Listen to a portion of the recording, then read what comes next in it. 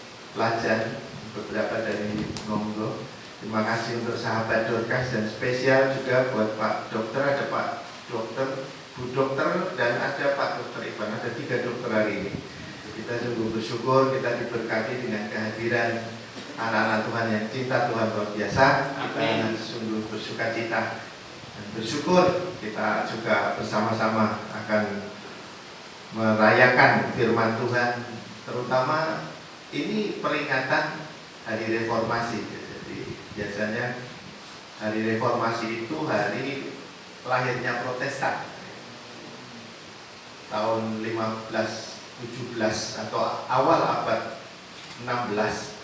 Martin Luther masang 95 dalil di Wittenberg itu karena ada banyak hal-hal yang praktek gereja yang mulai tidak bersandar lagi pada dasar-dasar firman Tuhan yang kuat, tidak berpusat pada Kristus, dan karena itu walaupun ada 95 dalil itu, kita seringkali mengenal 5 hal yang penting dalam reformasi, ya. Ada sola fide, sola gratia, sola scriptura, dan kita hari ini bicara tentang solus Christus, dan satu lagi soli Deo Gloria. Ada 5 hal ini yang seringkali menjadi penekanan dalam hari-hari reformasi, dan kita buat acara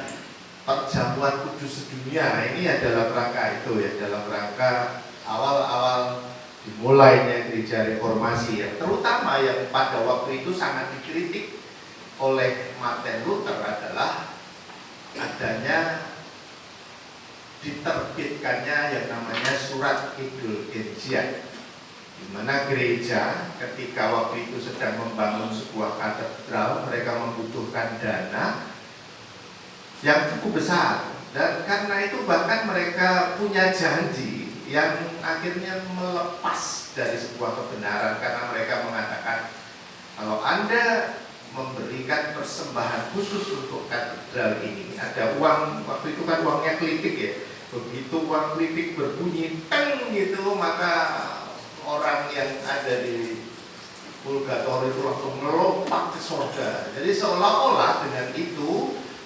ada yang bisa dibeli, bahwa orang yang sudah dalam hukuman ketika yang di bumi ini ngasih persembahan, yang di sana selamat begitu. Dan itulah yang akhirnya menjadi pertentangan. Dan Martin Luther yang waktu itu memang sangat dipojokkan jadi oleh Charles kelima ya, Kaisar waktu itu, dan kemudian akhirnya dia di-backing oleh pemerintah Jerman. Dan karena itulah maka gereja-gereja Protestan itu lahirnya mulai dari Jerman, teologi Calvin, teologi zaman itu sangat bergerak dari Eropa dan baru di kemudian hari ke Amerika dan ke tempat kita sekarang ini ya. Kita masih dari Belanda saya kira ya dulu. Dan itu ya sejarah yang kita bisa lihat. Dan hari ini kita belajar tentang salah satu dari satu penekanan yang ditegaskan oleh Martin Luther, yaitu solus Christus, hanya oleh Kristus. Artinya satu-satunya jalan orang diselamatkan hanya oleh Kristus, tidak ada cara lain. Nah saudara, kalau kita belajar di Injil Yohanes sendiri, ketika Yesus berkata akulah, ya, ini kan akulah jalan kebenaran dan hidup. Kata akulah ini muncul persis kalau kita menggunakan Septuaginta, itu sama persis dengan apa yang tertulis dalam Keluaran pasal 3. Ketika Allah mengatakan aku adalah aku, itu persis terjemahannya dengan ego eimi. Jadi ketika Yesus berkata akulah roti hidup, akulah terang dunia, akulah pintu, akulah gembala yang baik, akulah kebangkitan, dan di sini akulah jalan. Lalu nanti di pasal 15 akulah pokok anggur. Ada 7 akulah ini yang mau mengatakan siapa dia sebenarnya, bahwa dia adalah Allah sendiri yang datang ke dunia. Seperti yang sudah dituliskan di Yohanes pasal 1. Jadi tesisnya jelas bahwa pada mulanya adalah firman, firman itu bersama-sama dengan Allah, dan firman itu adalah Allah. Lalu dibuktikan dalam kata akulah ini bahwa Yesus adalah akulah roti hidup, akulah terang, akulah pintu, akulah gembala, akulah kebangkitan, akulah jalan, akulah pokok anggur. Jadi ini semua menunjukkan identitas siapa sesungguhnya Yesus Kristus. Ada banyak orang yang mengenal dia hanya sebagai nabi, sebagai utusan. Maka itu sia-sia, karena utusan atau nabi tidak bisa jadi juru selamat. Yang kita butuhkan itu juru selamat. Allah sendirilah yang bisa menyelamatkan. Itu masalahnya. Yang namanya manusia, kalau dia masih manusia, tidak akan bisa menyelamatkan manusia yang lain. Membantu bisa. Hari ini kita bersyukur dengan semangat dan sukacita bangun pagi-pagi, ada yang bangun setengah 4 datang ke sini. Itu sukacita kita memberkati. Tetapi kita nggak bisa kaitannya sama menyelamatkan nyawa seseorang. Itu tidak mungkin, bahkan saya atau kita sendiri semua butuh yang namanya juru selamat. Dan Yesus berkata, akulah jalan. Jalan di sini dari akulah jalan ini, akulah satu-satunya jalan. Tidak ada jalan lain, tidak ada cara lain, tidak ada metode lain manusia bisa mendapat keselamatan. Itu namanya solus Kristus. Para Rasul pasal 4 ayat 12. Di bawah langit, di kolong bumi tidak ada nama lain yang olehnya kita diselamatkan. Jadi itu hanya. Jadi bukan ada alternatif lain gitu. Kalau ada banyak jalan menuju Roma, bisa lewat kapal, bisa lewat pesawat, bisa lewat Eropa, bisa itu. Bukan. Kalau itu ke Roma, ya kota itu bisa. Tapi untuk ke surga hanya Allah yang punya hak penuh. Dialah jalan satu-satunya. Karena apa? Kalau dibilang jalan satu-satunya ini tidak hanya sekedar ngomong dia jalannya, oh ini jalan biasa, enggak begitu. Bahwa dia telah mengorbankan dirinya, mati di atas kayu salib, dan itulah jalan supaya orang berdosa bisa diampuni. Karena tidak ada orang yang bilang, tak buat ini, tapi kamu tidak mau bayar harga. Ada orang yang cuma kasih tahu, oh nanti mudah-mudahan mati ditolong, itu kan semoga mudah-mudahan, semuanya harapan yang tidak pasti. Hanya Yesus yang berani berkata, akulah jalan, aku telah berkorban untuk menggantikan umat yang seharusnya dihukum. Aku telah membuktikan kasih surga yang sempurna itu kepada umat manusia yang berdosa, yang tidak ada orang lain mau bayar harga. Oh, jalan lewat saya, tapi tidak punya kapabilitas, tidak punya kemampuan. Hanya Allah yang mampu. Karena itu, akulah ini menjadi penting. Ketika siapa yang ngomong, itu bisa dindel apa enggak? Aku, kalau kita tidak mempercayai orangnya apa yang ngomong gede tak, cuma ngomong doang gitu, kan percuma. Tapi kalau pribadi Yesus yang adalah Allah sendiri yang bicara, akulah jalan. Dia itu yang punya surga, dia itu yang punya bumi. Matius pasal 28 ayat 18. Kepadaku telah diberikan segala kuasa di surga dan di bumi. Jadi otoritasnya dia itu bukan hanya di bumi, di surga dan di bumi adalah milik Tuhan Yesus. Dan karena itu, ketika Luther menekankan solus Christus, hanya melalui Yesus kita selamat, itu benar-benar dia kembali kepada Alkitab. Ini benar-benar sola scriptura. Tidak ada cara apapun ya. Pernah kita lihat di dalam Matius 19 ketika ada seorang yang bertanya, ini orangnya udah baik banget sejak mudanya itu, Tuhan, apa yang harus saya lakukan supaya saya bisa memiliki hidup kekal? Dan Tuhan Yesus katakan, hukum Taurat dulu ya, jangan membunuh, jangan berzina, jangan bersaksi dusta, hormatilah ayahmu dan ibumu gitu ya. Lalu bilang, si pemuda ini ya hebat banget. Itu semua sudah kulakukan sejak masa mudaku. So, pikir waduh, lengkap banget ya orang. Nah, lalu Tuhan katakan apa? Jualah hartamu dan ikutlah aku. Dia langsung sedih ya, karena dia terikat sekali dengan harta.